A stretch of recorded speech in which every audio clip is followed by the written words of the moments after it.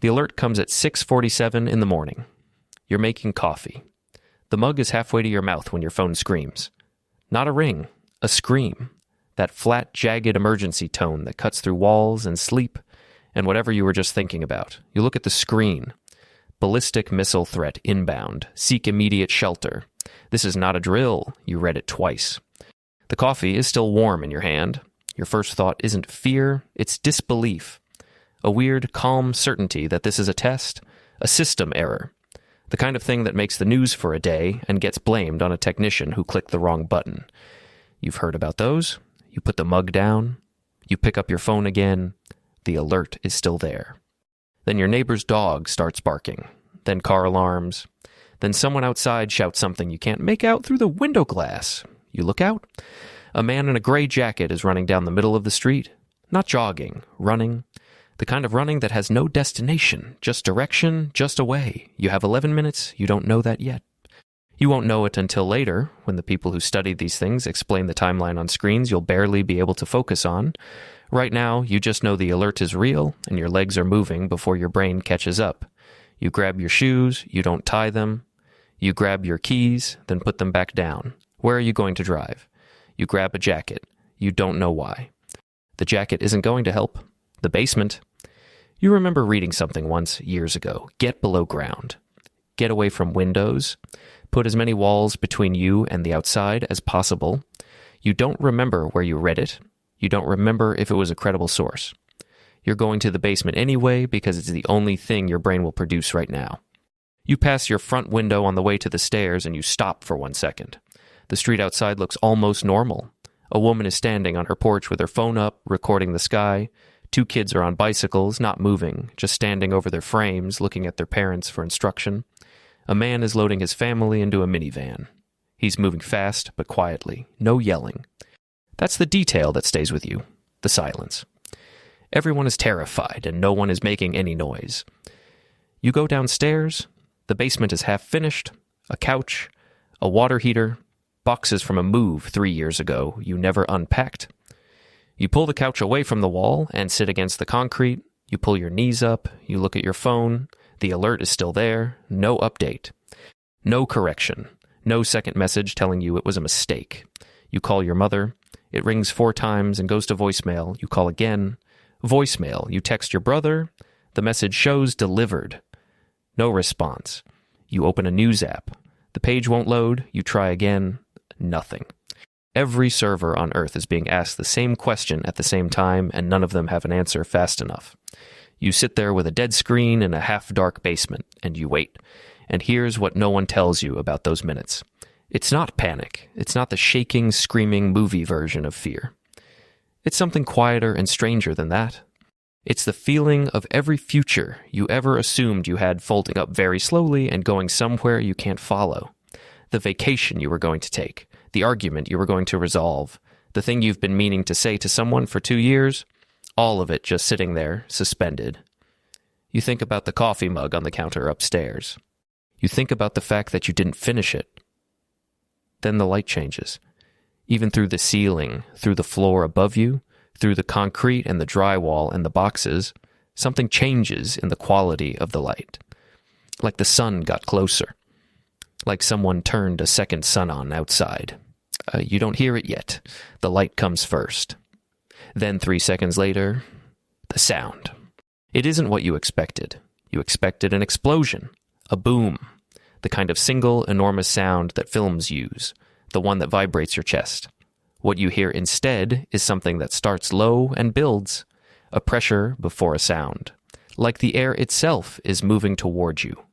And then it hits the house and the walls flex and the water heater groans and something upstairs falls over and the lights cut out. And you are in complete darkness with that sound still rolling through everything around you like the world is being wrung out. Then it stops. The silence after is different from the silence before. The silence before had birds in it, car alarms, a dog. The silence after has nothing, just ringing in your ears and the sound of your own breathing and somewhere above you something dripping. You don't move for a long time. When you finally go upstairs, the house is still standing. That's the first thing you notice, and you don't know whether to feel lucky or something else entirely. The window in the kitchen has a crack running from corner to corner, but it didn't shatter. The mug is still on the counter. The coffee inside it has gone cold. Outside is different. The sky is the wrong color. Not dramatically wrong, not the orange disaster film sky you would have expected. Just off. A gray-white haze sitting low over everything like fog that doesn't move. The neighborhood is quiet in a way that has weight to it. You see Mrs. Calloway from across the street standing in her front yard looking at nothing. Her hands are at her sides. She looks like she's been paused. You stand on your porch for a moment. The air has a smell. You can't name it. Like burned metal and rain and something else underneath both of those. Something chemical and faint that you immediately don't want to breathe, but you're already breathing it. You go back inside. The news comes in fragments over the next several hours. Your phone eventually connects. The reports are incomplete, contradictory, updating every few minutes with different numbers, different locations, different levels of certainty. You piece together what you can. It wasn't close. Close enough for the shockwave, close enough for that light, but not close enough for what comes first in the blast radius. You are in the outer ring of something. That's how one report describes it. The outer ring. Like you are a feature of a disaster rather than a person who was making coffee 11 minutes before it started. The word casualty starts appearing in the coverage. Then a number, then a larger number. Then a correction that makes the larger number seem optimistic. You turn the phone face down on the kitchen table. The next 3 days are a specific kind of strange that you don't have language for before you live it. The electricity comes back for 6 hours, then cuts out again. Water pressure drops to nothing on the second day. You fill the bathtub before it goes completely. You eat what's in the refrigerator first, then the pantry. You boil water on the gas stove while it still works. You don't go outside more than you have to.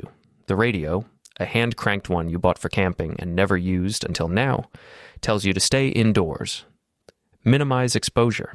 The words minimize exposure are doing a lot of work, and everyone listening understands exactly what they aren't saying. Your brother finally calls on day 2.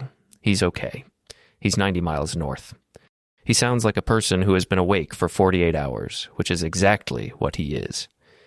You talk for 11 minutes. Neither of you says much.